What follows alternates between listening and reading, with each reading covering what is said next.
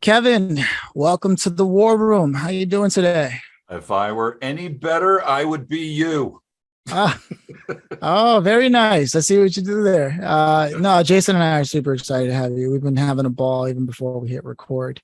I think it stands to reason that my favorite question to start everything off with, because of what it just does to the conversation, is do you personally come from a family of entrepreneurs yourself? I do not. Absolutely not. Nope. Oh, okay. So you were the one that broke away. I was the first one that broke away. Absolutely. Yes. Was that a difficult thing to do in your family, or do you find yourself constantly trying to have that conversation with your family about how it might improve their quality of life, or are you like, to each their own? I was raised in a family where you were kind of encouraged to go get a good education, then get a good job, and do your time and get your gold watch and retire to Florida and all that. And I kind of bought into that a little bit up front, but it wasn't for very long. Pretty quickly, I discovered that it just didn't suit me. I wanted a little bit more control over my life, over my schedule, over my dreams and my aspirations. So when I initially kind of left the corporate rat race, my family looked at me like I was a little bit crazy.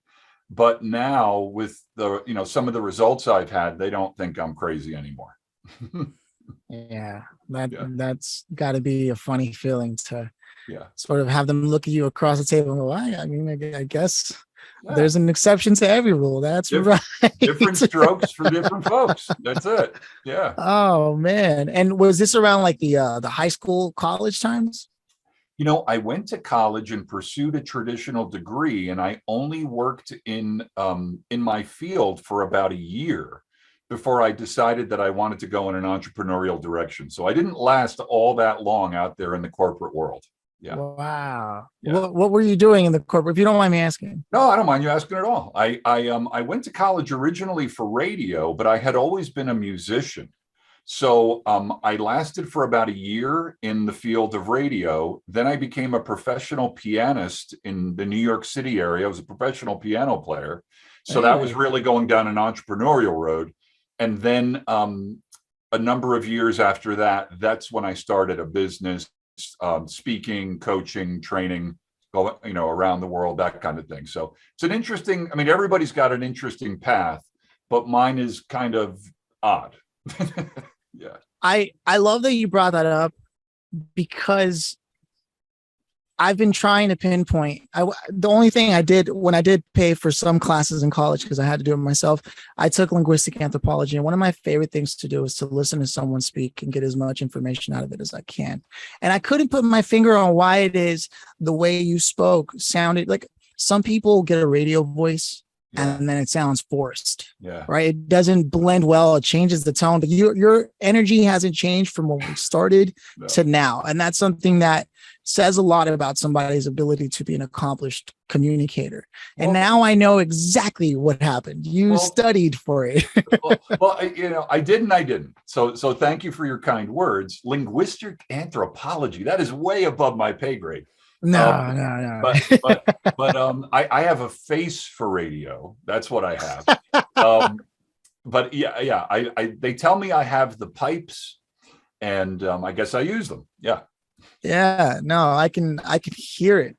Just your person comes through the voice, and that's something that's rather difficult to accomplish. I mean, I've had multiple singing lessons and acting teachers. I just wanted to remark on that, because one of the things you do, according to the notes I took a look at it, you are a speaker. And as you mentioned, you started your coaching and speaking business. Yeah. What was that like to make that transition? You just up and left, packed a backpack, you're playing piano in New York. And how did you jump into that? What happened was I was a full-time piano player in New York.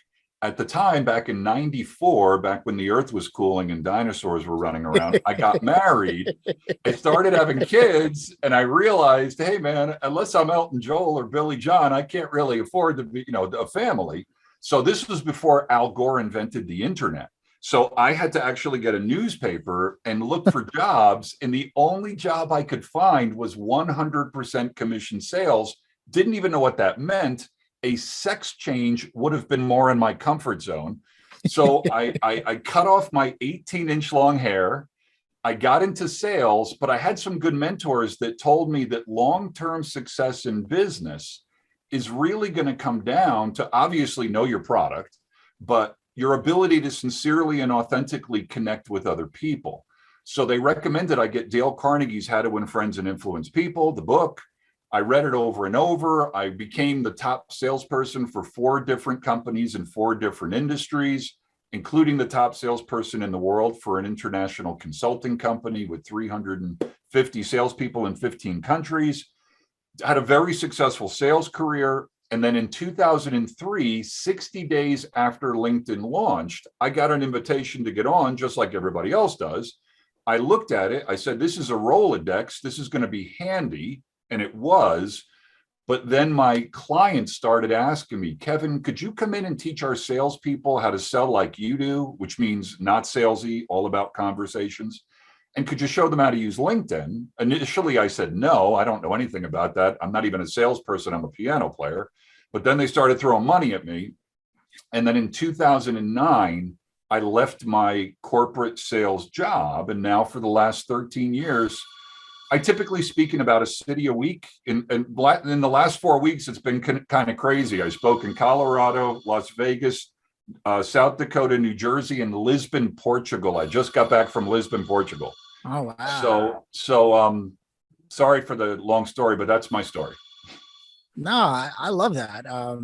Sales is definitely the lifeblood of business. I don't have to go very far to get a second opinion on that. I'm sure, Jason, you've probably been waiting to chime in on that. I want to make sure I give you the room to do that.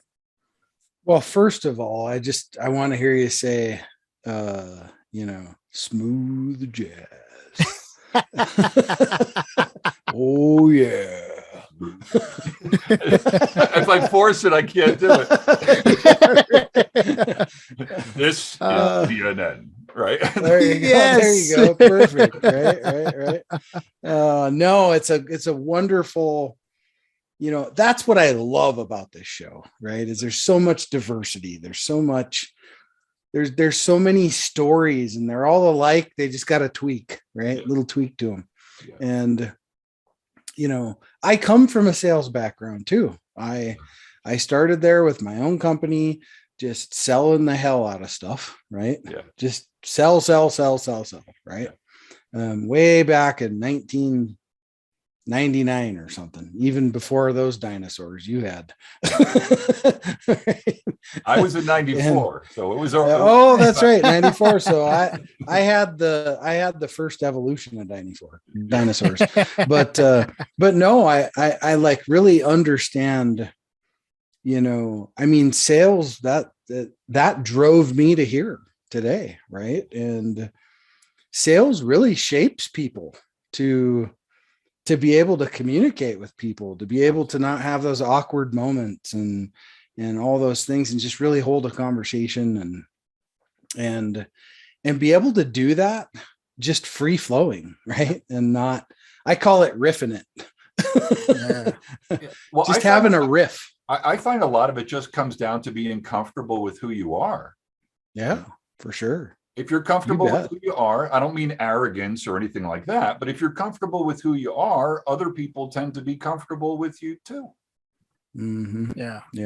No, absolutely, without a shadow of a doubt. Yeah. And like one of my golden rules, I'm very comfortable with myself, not in a cocky way, but I always tell people that, if you need a steak dinner from me, I'm not your guy. Right? So I'm just not your guy. So go find somebody that'll do that for you, I guess. But that's not me, because I am who I am. If you don't like it, well, I guess you need to find somebody else. But yeah, exactly. We all just try to be our most authentic self. And somebody asked me that one day, how do I be authentic? I said, holy shit, that's a basic human skill. Isn't it amazing that we have to teach people how? I mean, do you have to teach a bird how to bird? Do you have to teach an elephant how to elephant? And yet, because most people are so confused about who they really are, that when you really bring up, just be authentic. They're like, I don't even know who the hell I am to begin with, right? Right. Yeah. Existential crisis. Yeah, exactly. Yeah, Mhm. exactly. Yeah. It's funny. A lot of people will get into a room with someone who's an expert in sales and they'll all ask the exact same questions. I'm sure you can corroborate that experience just in terms of like, it's always the same questions and it's always the same answers. But I feel like people never get a chance to take a look at what they're really trying to ask. Is a matter of self-transformation. If you're not already there, then you have to be willing to look at who you currently are, Mhm. regardless of what idea that might be. And correct me where I'm wrong, because I'm trying to get to the bottom of that, because a lot of people step into business, whether it's young leaders or even people who decided to leave the corporate rat race later in life. And they're like, okay, but the first thing they come to face with is I have to find customers. Yeah. Right. And you could read all the sales books and this and that. Yeah. But what does it really come down to, aside from being authentic with yourself? Isn't there some kind of shift in your mind that you have to make and accept as a reality? I would agree with that. What I find a lot of people rush to try to figure out strategies without a fundamental understanding of the principles below the strategies. So strategies change all the time, but principles don't change, right? Gravity is gravity, whether you're in Los Angeles or whether you're in Colorado, right? Yes. Gravity is gravity, whether you're black, white, fat, skinny, hairy, old, bald, whatever. Gravity is a principle. Gravity works one way because it's a principle. And because most people, we live in such a society where we're looking for quick fixes, that people, they don't really understand, deepen your understanding of principles, and the appropriate strategy will almost always reveal itself. But if you just focus on strategies without understanding the fundamental principle, it's like building a house on sand. It doesn't really, it can shift very easily. And it sounds like I'm being very philosophical, but I'm not. It's very practical. I spend a lot of time with my clients pointing at principles. And once they start seeing that, all of a sudden, everything else just flows so much more naturally. Yeah. To borrow from music, that you could play all the scales you want, but if you don't understand how certain keys correlate to each other for a smooth transition, at the end of the day, there are these keys, the circle of fits, and certain things that just work because that's the way the dynamics have been created. Is that accurate for it's totally accurate. If you understand the distance between the notes, you can play in any key, right? But if you don't understand the distance between the notes in like a major scale, to use your metaphor, then you're just constantly like, you're just confused all the time. But once you see the pattern, you go, oh, if I start on C, it's all white notes. If I start on G, it's one black note. It's just the distance. So in business and in sales, I mean, I stand on stages all around the world and I look at the audience in the first 5 minutes and I say, is there anybody in the room that would disagree with this next statement? All things being equal, people will do business with and refer business to people who they know, like, and trust. I have never met a human being anywhere that disagreed with that. But then I look at them and I go, now, we all agree that's true. It's like gravity.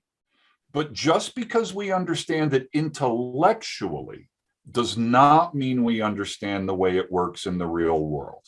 So I get them to understand intellectually, it's really about know, like, trust, sincere and authentic know, like, trust, not fake, persuasion techniques and all this BS stuff.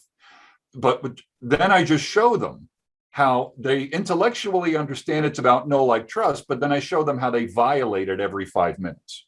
And then once they see it, until they see it, it sounds like philosophy. But once I can show them, oh, you're sending unpersonalized messages to strangers on LinkedIn, and you're telling me you understand about know, like, trust. No, like, and trust, yeah. Do you think that sending a message to a stranger with absolutely no message whatsoever, just a LinkedIn invitation, do you really think that builds know, like, trust?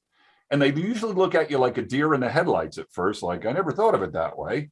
And I say, yeah, I'm not trying to make you feel stupid. I'm just trying to show you how you're innocently doing things that you don't realize are slowing down the process.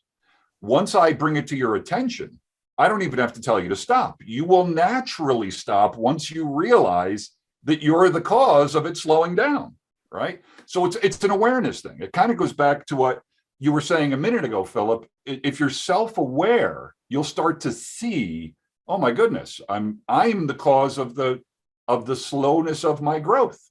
Does that make sense? Yeah. Yeah, Absolutely. Jason preaches that know, like, trust. That is his mantra. I don't want to put words in his mouth, but I've heard you say it. I don't know how many times, almost every episode we've had on here. Yeah. Well, it's true. I mean, you know, I always like to use this analogy.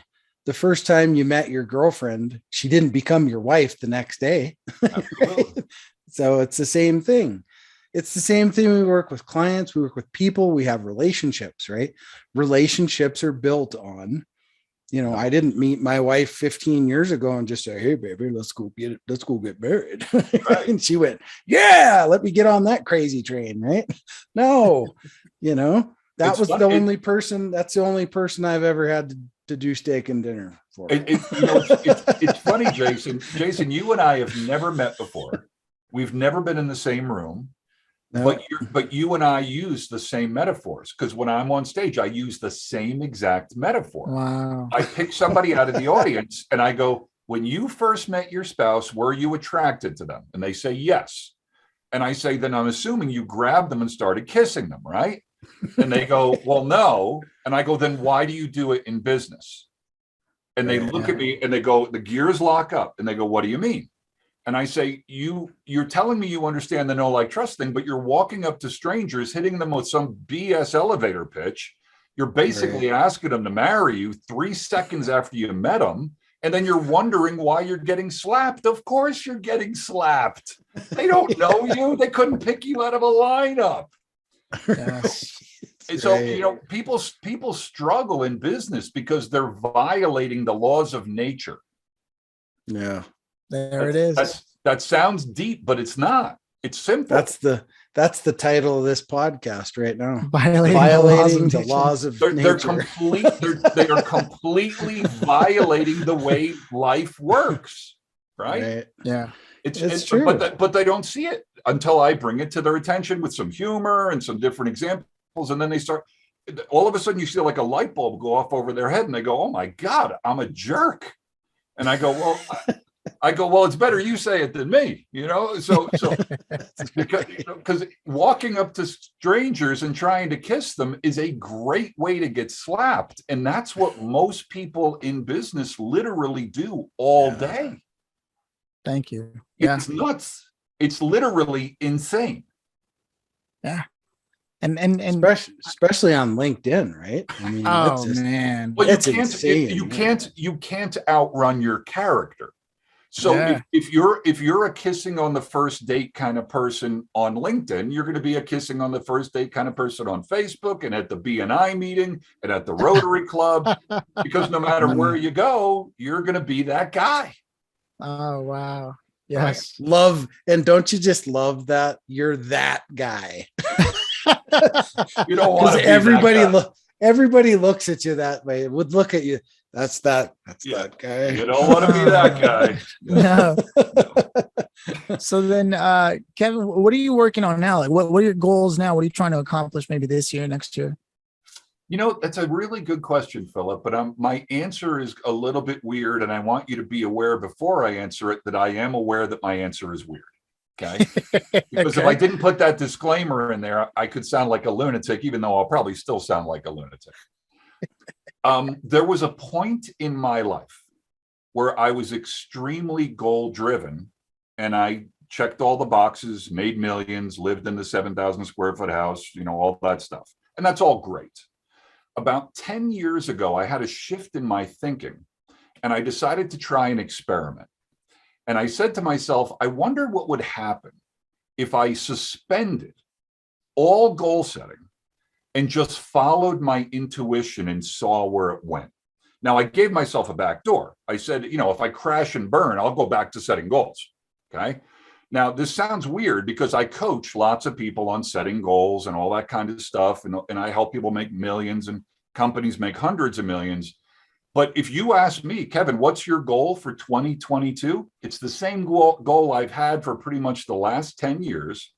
And it's consistent inner peace.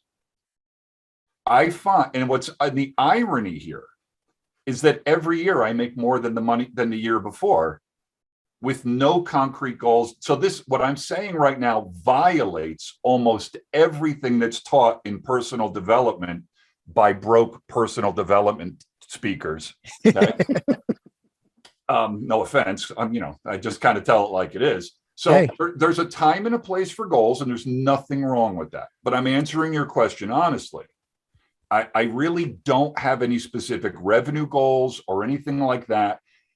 I never worry about my next client. I have a waiting list for speaking engagements and coaching clients. So apparently I've figured something out that works. But I find that when I have consistent inner peace, everything else naturally works better. Does that make any kind of conceptual sense, Phillip and Jason? Oh, yeah.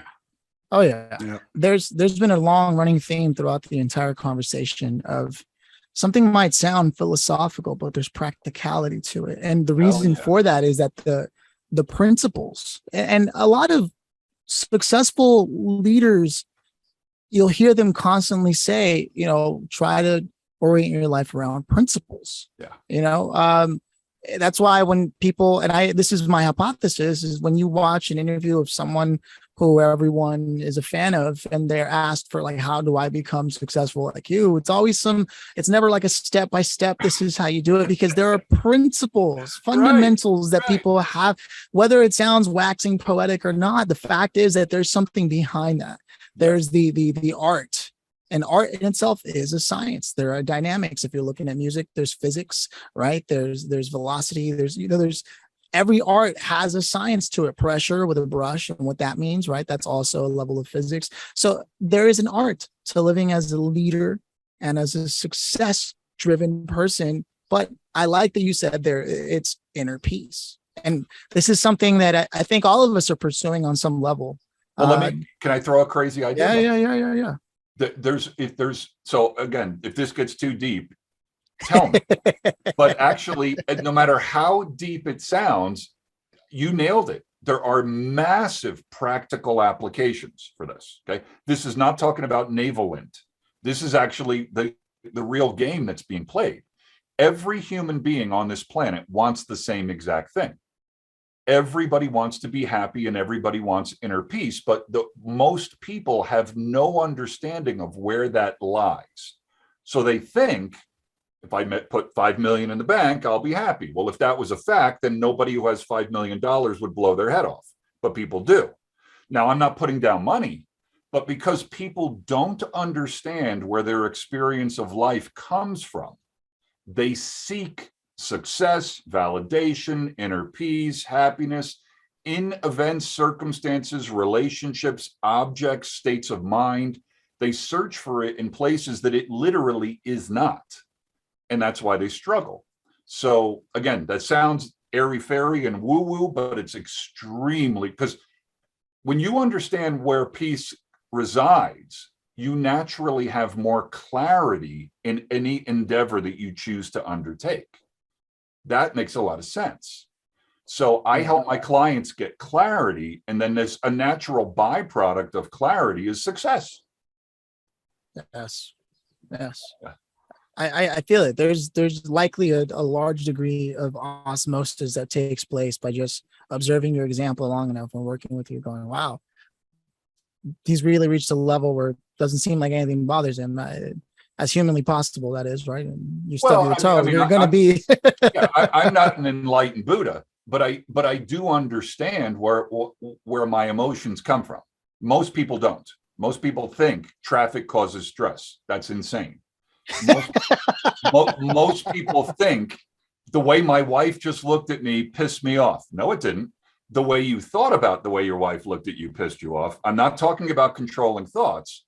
I'm talking about understanding the nature of thought itself, which very few people really understand. Oh, not because they're stupid, but because it's not something they've ever really studied. Yeah. I can see why you're killing it in sales, and why you have the journey you've been on. It's definitely funny that people try to get away from that as much as possible, but I believe it's impossible to separate that nature, or that part of our nature as human beings. So we're not just material for all that we try to make it be present, be in the moment. And this is the real deal right here. I'm a realist. There are some things that we don't understand, but if we take the time to embrace them and approach them with a willingness to understand, they will gradually reveal themselves. And these are these principles, these fundamentals of life that, like, it's like those things that only come with time, really. And I really love that our conversation is going there. Yeah, I like it too. And you kind of nailed it early in the conversation, that all roads actually lead to who are you? Because if you really get an understanding of who you are, you're just going to operate more naturally in life, regardless of what you do. But because we live in a image conscious kind of society and all this other stuff, we're being distracted from figuring out who we are. When we deepen our understanding of who we are, naturally, everything else flows more naturally.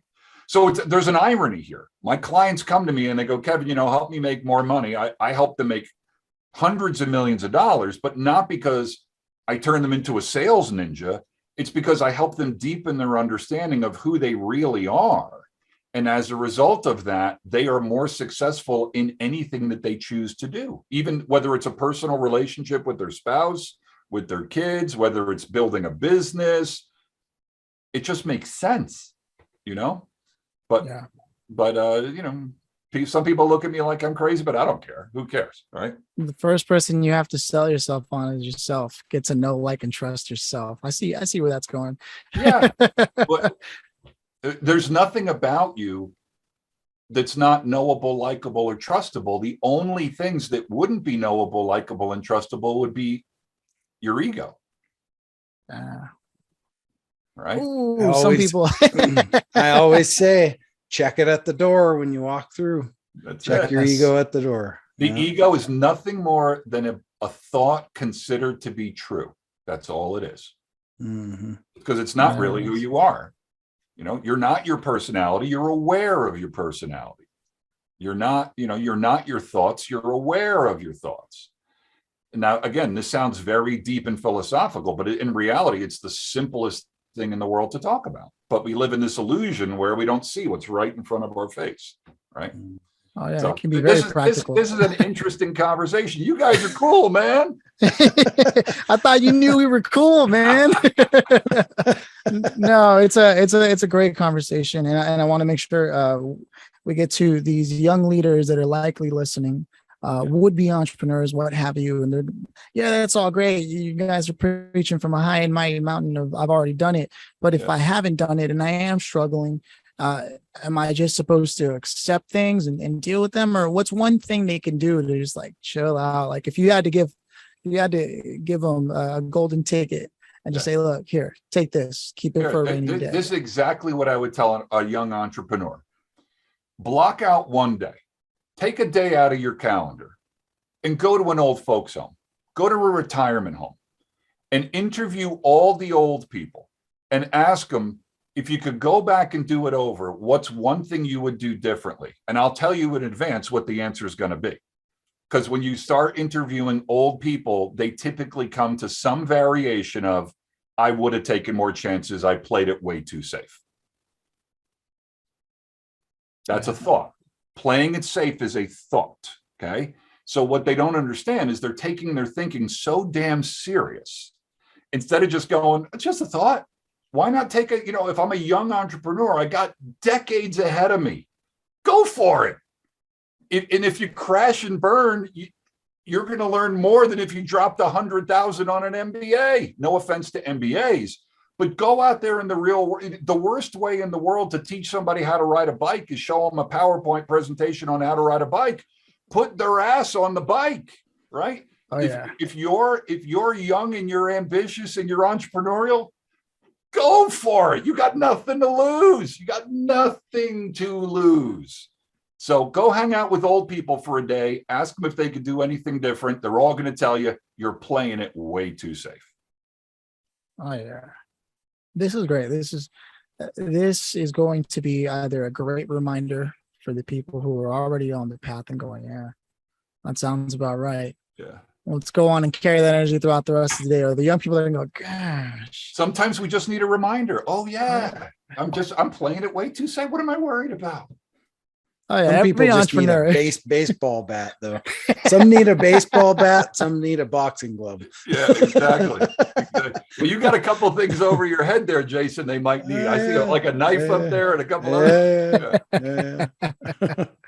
Oh man, this is awesome. Okay, so we've addressed that. We've understood that your goal is also now to find inner peace, and for very practical reasons. I mean, there's so many things that are practical about being able to watch yourself be upset and then say, okay, well, that's coming from me, which means I can do something about it, which now I'm one step closer to inner peace, which means I'm also able to get what I want across and I don't lose focus. I don't get uprooted. There's so many, I mean, you could go on forever. So that's the goal. Now, where can people reach you? Like, preferably, if people can get a hold of you and follow the rules of know, like, and trust before they send you a message, where would you prefer for them to actually connect with you? They can't, man. I'm in the witness relocation program. Out of sight, out of mind. I am easily findable. My last name is 5 letters, Knebl. Could I please buy another vowel? If they go and they Google Kevin Knebl, or they type it into LinkedIn or Facebook or Twitter or Instagram, they're going to find me instantly. I build some time into my calendar on days that I'm not on an airplane or a stage to kind of pay it forward, not as a clever marketing funnel, not because I'm trying to save the world. So if anybody wants to schedule a brief conversation by Zoom or phone, I'm happy to help any way I can. Or they can go to kevinknebl.com. Of course, my website, like a lot of people's websites, are totally out of date, but whatever. But send me a LinkedIn invitation, mention that you watched this podcast, that you watched this interview. I'm easily findable if someone wants to find me. Right on. Yeah. And before I ask the grand finale, as much as I'd love for this to go on, I want to make sure that I give Jason a chance. He's probably got a question or two, or maybe some reflection. Yeah. Well, no, I think these conversations, right, they're very nurturing to the younger generation, right? Yeah. And you take the Gen Zs, I have kids, they're Gen Alphas, right? So they're even younger. Yeah. And these are like, this is the war chest of like information that it's really gosh, what's the word? It's evergreen, right? Yes. It never has to change. It's a principle. It's a principle, and it doesn't have to change, right? So it's like, these are all the things where, we were eating dinner. We went downtown one day, ate dinner, and there was this group of boys sitting around this table. And they were texting each other across the table. Yeah. And I got up and I walked over and I said, gentlemen, you can talk. And it was just like, yeah. Right? So these are the kind of things, though, that people need to hear this stuff, because we need to reinforce it all, because we're like in a time where everybody got weird and lazy and with COVID and disconnected and all this stuff. So it's like, now we're like reintroducing, I don't want to use the word common sense, because that's not necessarily that common, but but like common sense, basic human skills that we're freaking born with, right? Yeah. And sometimes we just have to be reminded. That's it. It's nothing more than that. And the fact that we need to be reminded doesn't mean we're stupid. It just means we've innocently forgotten. Mm-hmm. We got distracted by a shiny bell or whistle, and we forgot the principle. That's if I wake up in the morning and I tell myself my success today is going to be rooted in my ability to create sincere and authentic know-like trust in people that cross my path, then almost anything that I do today is going to work out better than if I hadn't reminded myself of that. I love that. Yes. Let's close out on that note, and then ask the big finale, if you don't mind. Kevin, if you could have invited anybody to sit here side by side with us, a +1, if you will, dead or alive, who do you choose, and why do you think that's the case? Can I do a +2? Yeah. By the way, millennials, did you notice how I didn't just take his question and I asked? If you know ask, you know get. Okay. Sales 101. He could have said to me, no, it's a +1, but he immediately gave me double the revenue. Right. I should Always be sailing. I should have asked for a +3, right? So here's my answer, and I'm not trying to be a wise ass with this answer. I think that fun is a very good component of success. And I think sometimes we forget that because we get, very goal oriented and focused, and we drive for success. And sometimes we forget to lighten up a little bit and have fun. And I think that people do business with people they know, like, and trust, and they do business with people that seem to be kind of fun, So my answer to your question, as crazy as it might sound, is who would I want in this conversation? Well, I would want somebody or a couple people to make sure it stays light and doesn't get too heavy. So I would do Harry and Lloyd from Dumb and Dumber. If Harry and Lloyd were in this conversation, as funny as it sounds, I bet you there would probably be some deeply insightful, profound moments in the humor. I could answer Elon Musk or Mark Cuban or Richard Branson, but I'm going to go with Harry and Lloyd. That's what I'm doing. Yes. Mine would be Harry, Curly, and Mo. Slapstick. Yeah. There's definitely something to be said about somebody who has a well-developed sense of humor. And I can see that levity makes all things lighter. Yeah. Makes all things better. And at the end of the day, usually heaviness is an indication you're looking in the wrong direction. There it is. Yeah. For all the philosophicalness that it has, it's very practical. Just take a temperature of how heavy you feel. It's probably the wrong direction. And Absolutely. Heavy doesn't necessarily mean that it's the emphasis is on effort, because even to fly, you've got to flap the wings, so don't think of it that way. There's still effort, just because you're feeling like, I'm making effort. It's the levity behind it. I love where this is going, because I feel like that is the DNA with which your operating system is running across the board of what you do. So again, kevinknebl.com is where they can find all the links and all the stuff. Yes. Cool. Yeah, that's it. Yeah. Right on. All right, Jason, any closing thoughts? For me, that's it. Yeah. Just, we all have 168 hours in the week. And thanks for stopping by and spending a little bit of it with us out of your busy calendar. I know you're a traveling man, you're busy. And so thanks for doing that. And it was great having you on the show. Thank you so much for having me. It's an honor to be here. And I wish you guys all the success you're willing to work for. And I know you're obviously willing to work for it. And thank you, everybody. God bless. Have a great day. And hopefully our paths will cross again. All right. Cheers.